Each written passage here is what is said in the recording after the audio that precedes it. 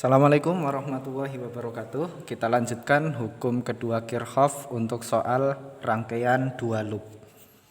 Untuk soal rangkaian dua loop, misalnya saya punya soal seperti ini. Sebuah rangkaian yang terdiri dari 3 buah resistor R1 6 ohm, R2 6 ohm, R3 2 ohm.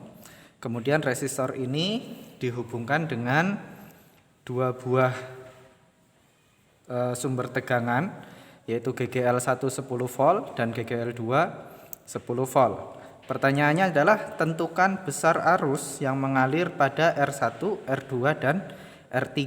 Arus yang mengalir pada hambatan 1, hambatan 2 dan hambatan 3. Jawab. Untuk menjawab soal ini, yang pertama langkahnya adalah menentukan arus dugaan I1, I2 dan I3. Ini misalnya sudah saya gambarkan arus dugaannya I1 yang ke sana ya. I2-nya ke sana, I3-nya ke sana. Jadi di sini I1 ke sana, kemudian dia masuk titik cabang. Di titik cabang ini arus I1 ini terbagi menjadi 2, yaitu I2 dan I3. Kenapa dikasih nama yang berbeda? Karena nanti nilainya beda. Ya, nilainya beda. I1 masuk cabang terbagi 2, I2 dan I3. Berarti I2 ini jalannya ke sono. Ini I2 ya. Kemudian ini ke sono, I2, ini ke sono, I2. Nah, pas nyampe sini antara I2 dengan I3, ini I3 bertemu di satu titik cabang, bergabung lagi. I2 ditambah I3 menjadi I1. Begitu. Jadi di sini mengalirnya arus I1. Ini langkah pertama. Sehingga kalau kita menggambar arus pembagiannya seperti ini, berarti kita dapatkan persamaan bahwa I1 itu sama dengan I2 ditambah dengan I3. Kita nyatakan ini sebagai persamaan 1. Baik. Langkah kedua, kita akan menggambar loopnya. Terserah mau arah kemana, SJJ atau LJJ terserah. Tapi kita samakan saja, loopnya kita gambar SJJ. Ini loop 1, karena di rangkaian ini ada 2 loop ya. Yang ini loop 2. Ini loop 2. Nah, berikutnya ya, oke saya tulis di sini menggambar loop. Ya. Berikutnya yang ketiga, baru kita masukkan rumus hukum kedua Kirchhoff-nya. Caranya bagaimana? Kita pakai loop 1 dulu, ya. Kita pakai loop 1. Ada rumus apa yang kita temukan? Oke, kita mulai dari sudut ini ya. Dari sudut ini kita jalankan ke sana, kita bertemu dengan R1 6 ohm kali I1. Jadi di sini 6 kali I1. Kemudian jalan ke sana ketemu dengan R3 2 ohm ditambah 2 kali I3. Karena yang mengalir di kawat ini adalah I3. Baik. Berarti kali I3. Kemudian dia jalan ke sana, tidak ada. Kemudian jalan ke sana negatif epsilon 1. Negatif epsilon 1-nya langsung saja saya masukkan nilainya 10 volt. Nah, kemudian ke sana berhenti di titik awal sama dengan 0. Oke, ini kita rapikan. 6 I1 ditambah 2 I3 min 10-nya kita pindah ke sana sama dengan plus 10. Min menjadi plus. Ini kita nyatakan sebagai persamaan 2. Kemudian dari loop 2 kita akan menemukan persamaan juga. Misalnya kita mulai dari sini ya, dari titik ini. Kita jalankan ke sana ketemu R2 kali I2, yaitu 6 kali I2. 6 I2. Jalan lagi ke sana ketemu dengan epsilon 2, ketemunya plus dulu. Berarti plus 10 karena epsilon 2-nya 10. Kemudian jalan ke sana tidak menemukan apa-apa. kemudian jalan ke sana. Nah, perhatikan. Ketika dia loopnya berjalan ke sana, ini ketemu R3. R3 nilainya 2 ohm dikali I3. Tetapi perhatikan, I3 arahnya ke bawah, sedangkan loopnya arahnya ke atas. Ya kan? Kalau I3 I-nya arah ke bawah, loopnya arah ke atas. Maka karena berlawanan arah antara arah I dengan arah loop, berarti nilainya min. Min R3-nya 2 kali I3. Gitu. Berhenti di titik semula, tutup sama dengan 0. Bisa dipahami ya. Kita rapikan. 6I2 plus 10-nya nanti pindah ke sana, berarti langsung min 2I3 sama dengan plus 10 pindah menjadi min 10. Ini kita nyatakan sebagai persamaan 3. Nah, selanjutnya saya buat di sini. Selanjutnya langkah berikutnya ya, langkah keempat, kita lakukan substitusi. Substitusi persamaan 1 ke persamaan 2. Oke, berarti persamaan 2-nya kita tulis dulu. 6I1 ditambah 2I3 sama dengan 10. Persamaan satunya menyatakan I1 sama dengan I2 plus I3. Jadi I1 ini kita ganti dengan I2 plus I3.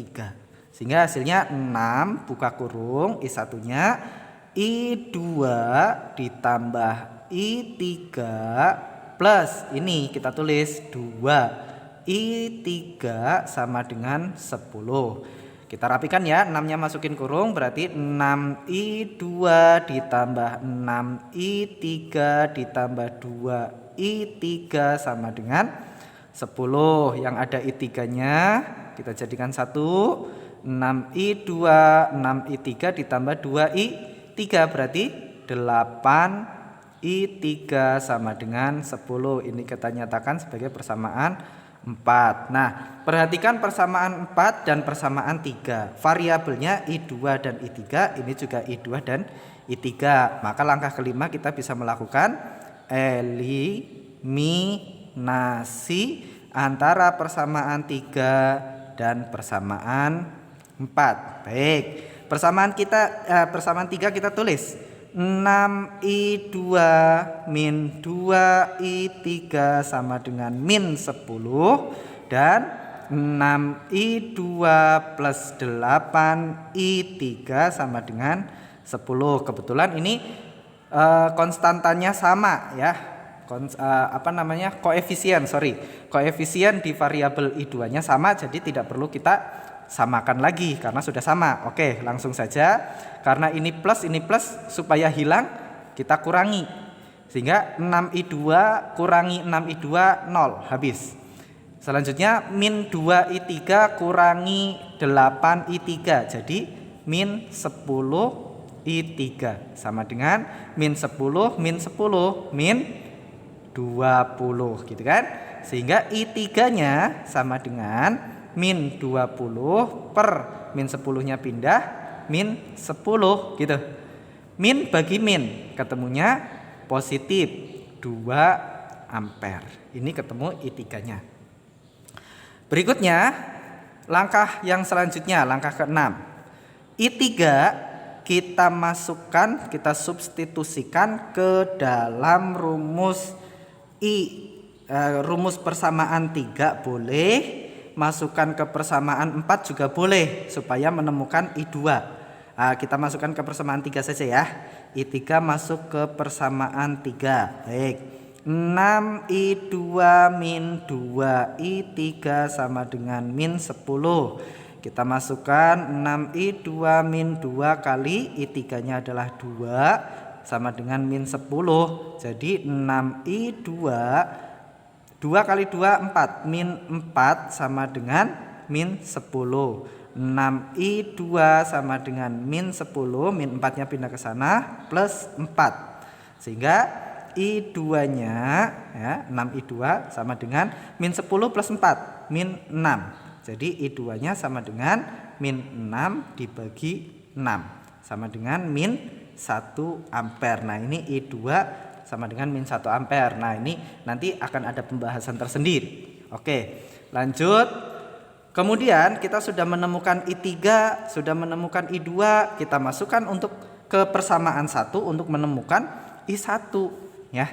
Jadi langkah ketujuh adalah I2 dan I3 masuk ke persamaan 1. Persamaan satunya kita tulis I1 sama dengan I2 ditambah I3, maka I1 sama dengan I2-nya adalah min 1 ditambah I3-nya 2. Hasilnya 1 ampere.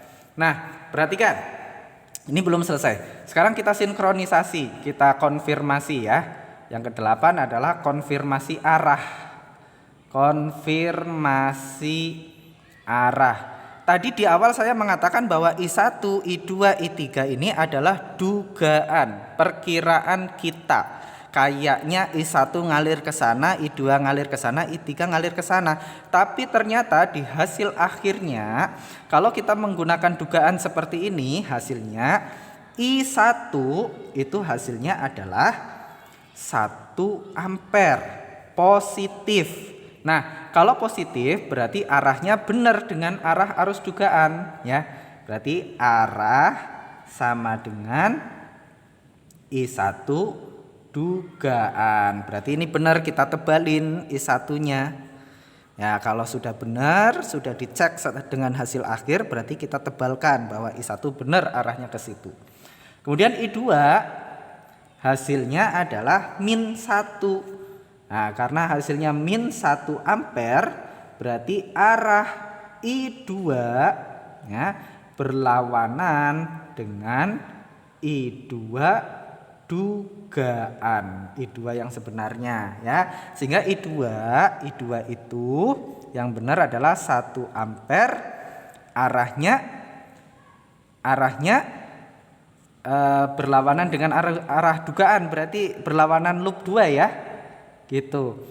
Ya, berlawanan loop 2. Gimana tulisannya? Lawan loop 2 gitu. Arahnya ke sana. Jadi I2 ini yang benar arahnya ke sana. Nah, kita tebalin yang benarnya itu. Ya, I2 ini kita tebalkan. Tinggal diganti arah arusnya saja. Ya. Kemudian I3, karena I3 juga hasilnya 2 ampere positif, berarti I3 arahnya betul ya, sama dengan I3 dugaan, yaitu arahnya ke bawah gitu ya. Oke.